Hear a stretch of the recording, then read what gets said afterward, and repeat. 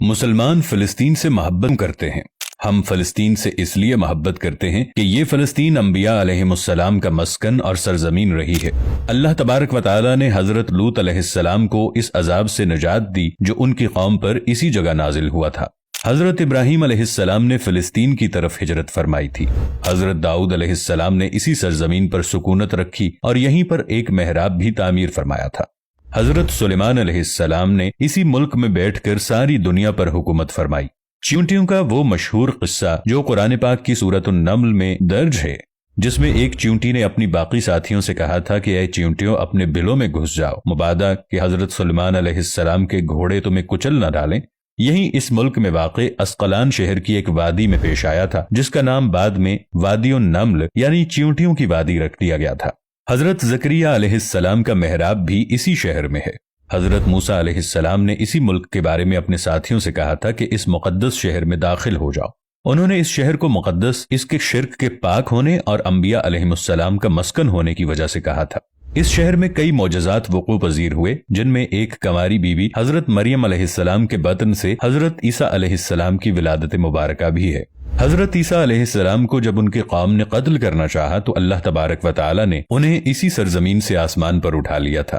قیامت کی علامت میں سے ایک حضرت عیسیٰ علیہ السلام کا زمین پر واپس تشریف لانا اسی شہر کے مقام سفید مینار کے پاس ہوگا۔ اسی شہر کے ہی مقام باب لد پر حضرت عیسیٰ علیہ السلام مسیح دجال کو قتل کریں گے۔ فلسطین ہی ارض محشر ہے۔ اسی شہر سے ہی یاجوج ماجوج کا زمین میں قتال اور فساد کا کام شروع ہوگا۔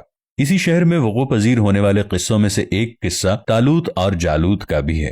فلسطین کو نماز کی فرضیت کے بعد مسلمانوں کا قبلہ اول ہونے کا اعزاز بھی حاصل ہے۔ ہجرت کے بعد حضرت جبرائیل علیہ السلام دوران نماز ہی حکم ربی سے آقا علیہ السلام کو مسجد اقصی سے بیت اللہ یعنی مکہ مکرمہ کی طرف رخ کرا گئے تھے، اور جس مسجد میں یہ واقعہ پیش آیا وہ مسجد آج بھی مسجد قبلتین کہلاتی ہے۔ حضور اکرم صلی اللہ علیہ وآلہ وسلم معراج کی رات آسمان پر لے جانے سے پہلے مکہ مکرمہ سے یہاں بیت المقدس یعنی فلسطین لائے گئے۔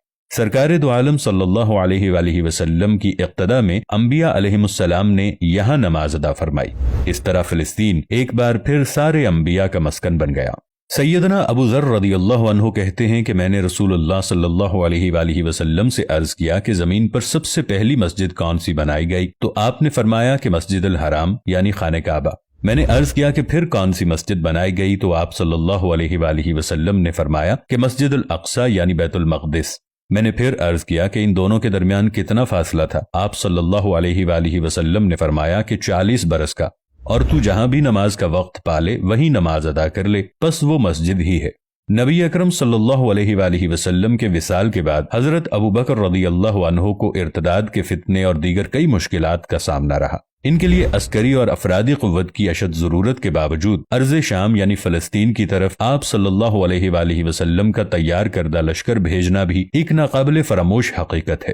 جبکہ اسلام کے سنہری دور فاروقی میں دنیا بھر کی فتوحات کو چھوڑ کر محض فلسطین کی فتح کے لیے خود سیدنا عمر رضی اللہ عنہ کا چل کر جانا اور وہاں جا کر نماز ادا کرنا اس شہر کی عظمت کو اجاگر کرتا ہے۔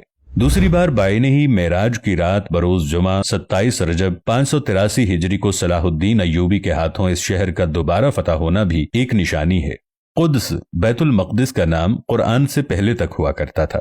قرآن نازل ہوا تو اس کا نام مسجد اقصی رکھ دیا گیا۔ قدس اس شہر کی اس تقدیس کی وجہ سے ہے جو اسے دوسرے شہروں سے ممتاز کرتی ہے۔ اس شہر کے حصول اور اسے رومیوں کے جبر و استبداد سے بچانے کے لیے 5000 سے زائد صحابہ کرام نے جام شہادت نوش کیا، اور شہادت کا باب آج تک بند نہیں ہوا۔ یہ سلسلہ ابھی تک جاری ہے، اسی لیے یہ شہر شہیدوں کا شہر ہے۔ مسجد اقصی اور بلاد شام کی اہمیت بالکل حرمین شریفین جیسی ہے۔ جب قرآن پاک کی یہ آیت والتین والزیتون وطور سینین وہذا البلد الامین نازل ہوئی تو ابن عباس رضی اللہ عنہ کہتے ہیں کہ ہم نے بلاد شام کو التین یعنی انجیر سے، بلاد فلسطین کو الزیتون سے، اور الطور سینین کو مصر کے پہاڑ کوہ طور جس پر جا کر حضرت موسیٰ علیہ السلام اللہ پاک سے کلام کیا کرتے تھے اس سے استدلال کیا۔